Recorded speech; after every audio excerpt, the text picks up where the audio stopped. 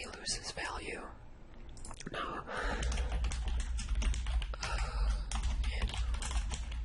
earnings. Okay, so let's also put in an assumption for the current average annual earnings of Americans.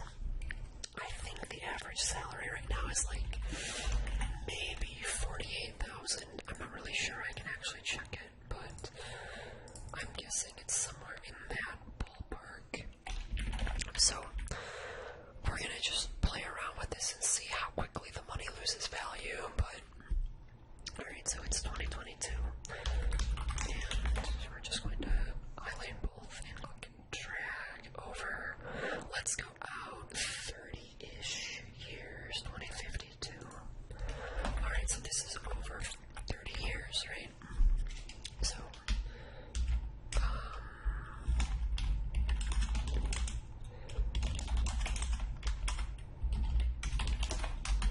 okay, so let us assume that is our starting wage, 48,000, and we want to add inflation, which is compounding every year, obviously. Okay, 2.5, alright. So here's what the inflation adjusted wage would be. Well, not it's inflation adjusted. This is what the nominal wage, or, the average wage would be if wages kept up with inflation. Wow, look at that. At a 2.5% inflation rate, 100 grand would only get you $48,000 worth of stuff today. Isn't that crazy? Now, watch this. 2.5 is, maybe it's not a bad long-term trend, but what happens if this goes to 3%? Yikes, now 116,000 is buying $48,000 worth of stuff. I don't like that, but it is what it is. So here we've got an inflation calculator, and let's see, what else can we do with this calculator? We could also, in theory, go backwards in time, because let's say 48,000 here, right? That is the price in today's dollars, the nominal wage, but we can also go backwards in time. So let's backfill this to 1997. And instead of multiplying, we can just divide. Not that one, this one. Like so. So in theory, $48,000 today would have been, in 1997, an equivalent salary would have been $23,000 approximately, with a 3% inflation rate over that period of time. And let's back check that, just to, prove that we're doing it correctly.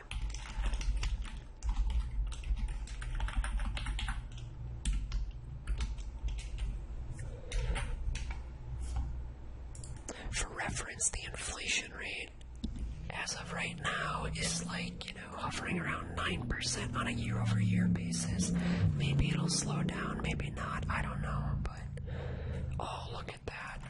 It's a perfect match. And then let's just see if we take the difference between these two, we should get 0 across the board. And then let's take the summation of that. So 0, 0, 0 looks good to me. Sum. Boom, 0. So inflation is effectively a tax. Inflation is when, money gets printed and the value of each dollar decreases over time. So here's another way to think of this, right? In theory, if you were making $22,000, $22,925 in 1997,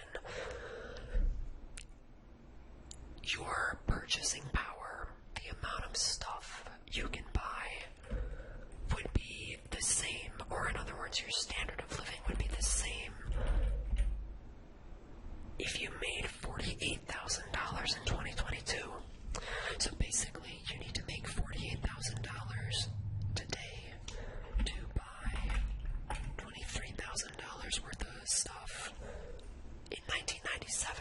So let's say this is what you needed to survive, this is what you needed to buy food and energy or electricity, water, utilities, rent, everything, right? So that's 1997. And then today you would need 48,000 for the same standard of living. And 30 years from now, you would need 116,000 in 2052 for the same standard of living. Kind of crazy, right? And then, wait, let's take a look at this. So let's say we don't get inflation under control, right? Let's say it goes up to 4% on average. That's an annual average, right? Now, again, I think hopefully over 30 years it better go below this on average long term. But let's say it averaged 4% every year, right? So now we're talking about going from 48,000 in 2022 all the way up to 150 grand. Can you think of that? The average person making 150 grand. Think about how much stuff is going to cost. Like you're going to be paying $20 for your burger. Well, actually, let's do that. Let's just say a burger today was, I don't know, what does a burger cost? $5, $4, I don't know. Get the price of a Big Mac, but let's say it costs $4, right? What is it gonna cost in 2052? I'm sorry, $13. $13 for your burger. So, do with that what you will. But I hope you had fun with this. It was just a fun little exercise simulating inflation rates. And if you want to get the actual inflation data, and you can get a pretty good time series, although the methodology differs a little bit long term, but you can check out the Bureau of Labor Statistics, and you'll want to check either the Consumer Price Index, CPI, which is what consumers are paying. You can also check the Producer Price Index, which is the cost that suppliers or industry is paying on average. So, when McDonald's is making